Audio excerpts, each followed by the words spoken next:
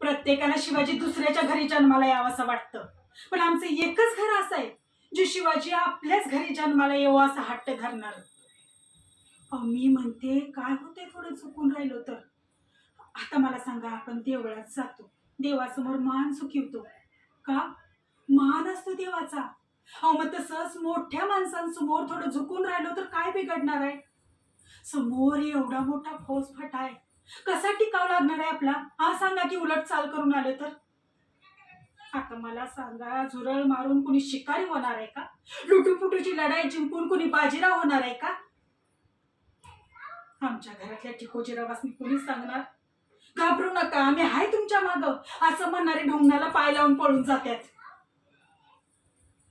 त्यांचं तरी काय चुकतंय म्हणा? त्यांना त्यांची पोरं बाळे नाहीत, त्यांना त्यांच्या जीवाची काळजी नाही. आता मला सांगा, इतक्या वेळी कुणी नाही आला आपल्या मदतीला तर काय करायचं आपण? जरा विचार करायचा ना. 2 तरण्या दाट्या पोरी आहेत आपल्या घरात, काळजी नाही वाटत वय?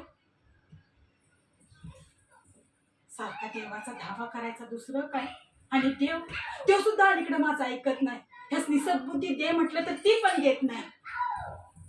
आपण कोणाचं वाईट केलं नाही तेव्हा आपलं पण काय वाईट होणार नाही असं म्हणायचं, आणि स्वतःच्या मनाचं समाधान करून घ्यायचं. देवा,